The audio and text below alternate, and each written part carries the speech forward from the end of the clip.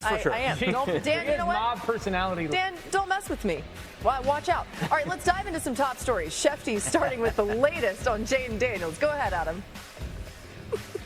Laura, he was a limited participant in practice today. If he plays on Sunday against the Atlanta Falcons, it looks like it might be with a knee brace while he's out there. Clearly not at full strength just yet. The Commanders had said he would be day-to-day going in, but the fact that he's back limited today is an encouraging sign for his availability on Sunday. We'll see how the rest of the practice week unfolds for Jayden Daniels, and it looks like the Commanders also could be without their wide receiver Terry McLaurin, who continues seeking medical information on his quad injury. That sounds like it might be something more or a little bit different than his quad. The team has said quad either way.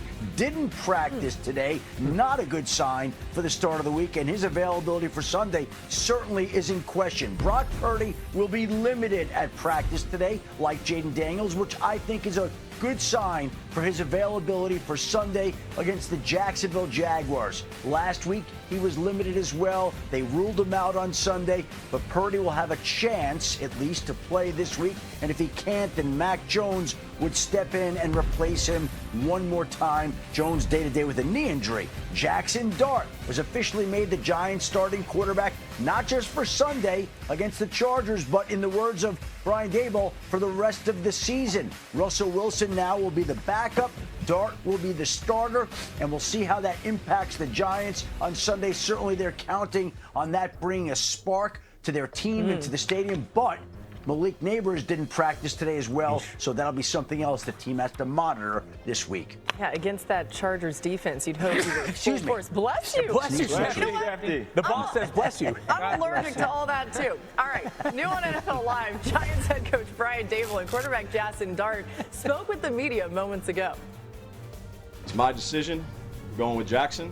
We're going to get him ready to play this week and the remainder of the season. He's going to do everything he can. Russ will be the backup. I don't think any rookie quarterback is ever just ready to play. You put him in there because you think that he's done enough to show you that he can go out there and compete, and he's done that every step of the way. And that's why I made the decision. I want to do my best to be a spark. I want to create excitement on the field. I want to be explosive when opportunities are there, and try to just bring a little bit of swagger. Okay. We'll do that. Hey, he's answering all the right questions the right way. Our Giants reporter, Jordan Renan, joins us now. Jordan, you were at Giants practice today. You hear Jaxson Dart talking about the spark. What were the vibes with his first practice as QB1? Laura, let me take you behind the scenes at Giants practice, where Coach Brian Daboll, instead of moving station to station and unit to unit like he usually does, was standing right behind quarterback Jaxson Dart the entire time we were out there. Then afterwards, General Manager Joe Schoen and owner John Maurer were in the vicinity having conversations with Dart as well. This just speaks to the enormity of this decision for this franchise. It's also worth noting that Daboll said it's my decision when turning to Dart. This shows that this regime needs to produce results, and Daboll knows that. That's why after just 3 games, Jaxson Dart is already the Giants quarterback in place of Russell Wilson. Back to you, Laura. Thanks so much to Jordan for that. Phil, you covered Jaxson Dart a lot entering the draft this year. How do you see his transition going from college to the pros, knowing what you know about? Yeah, the first thing is going to be pretty fundamental. Jaxson Dart played 98.6% of his snaps from shotgun during his final season at Ole Miss. The bane of my existence. I know it, Dan. We were at the Senior Bowl, and he was literally practicing the quarterback-center exchange because he had so infrequently done that in college, right? The Giants kind of planted the seeds about the eventual move to Jaxson Dart in the first 3 weeks. After playing just 69% of their snaps out of the gun last year, the Giants are at 84% in the early goings of the season. Part of that might be because they were playing from behind and playing in some high-octane games. That being said, the offense is going to largely play out of the gun for Jaxson Dart. What he offers that Russell Wilson does not offer at this stage of his career is legitimate mobility. Now, at Ole Miss, it wasn't a ton of designed runs because they didn't really need him to run all that much when they were throwing for 350 yards a game and putting up 35 points most Saturday afternoons. But there is an element of mobility that we're going to see there from Jaxson Dart we have not really seen from Russell Wilson. But I do think some of this is about, like, meeting the player in the middle. Like, I think there have been some concerning things we've seen from the Giants offense for the first 3 weeks with the utilization of Malik Neighbors. Dan, I know you've been hot on this. Man. His average depth of target through 3 weeks is nearly 17 yards, fourth highest in the NFL. Last year it was 50 at like 9.5 yards. I want to see more, like, make life easy on Jaxson Dart by giving the best player on your offense by far some opportunities with the football in his hands. I love that too, especially the part about meeting him in the middle, because when you have a new quarterback, especially a young one, like Russ is new as well. When Russ came in, it's more of the quarterback's responsibility to get to know the receivers, right? How can we make this operation work the best that it can with my game and how I like to do things and what these receivers are good at? Well, now in this situation, when you have a young quarterback, it works in the opposite.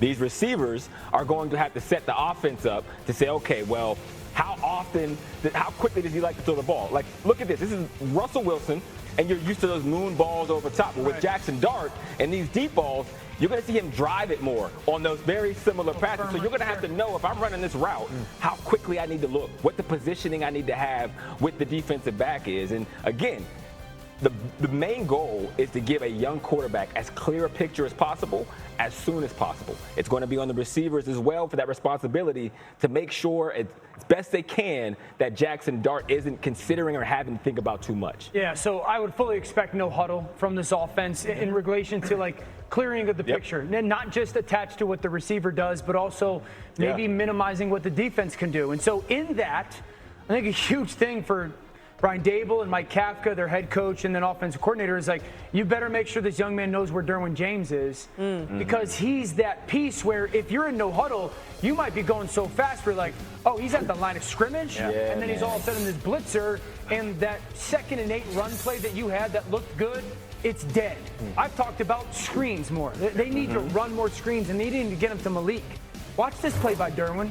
First of all, he's lined up on the bottom of the screen. This is something one of the reasons why they're good on defense is they flip him, and he's kind of that chess piece wherever.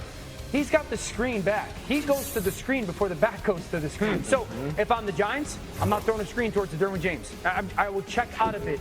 I don't care if I can or can't. I would not have him blocked when he's a blitzer by a tight end. I would mandate that he has to be protected by at least, if you're going to be tight ends, 2 of them, or an offensive tackle.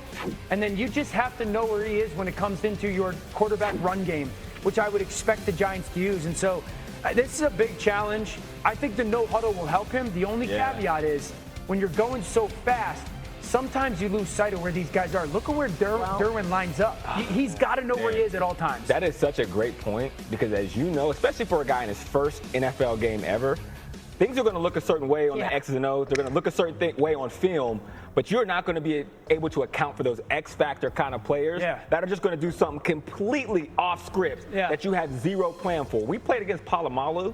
There was one specific play, like in short yardage goal line. We planned for him all week. He came to the line of scrimmage and did a 360 like spin move in between 2 people backwards. Were you supposed to block? And then, like, do you obsess over him, but then do you not pay attention to him, and then all you're thinking about is him? And the first time when you're like new to the league, you feel like you just played against a superhero. Your hair is on fire. We could do the entire show on this. I get it. It's been very uninspiring with Russ, and I know I heard you say this on TV this morning as well, Dan.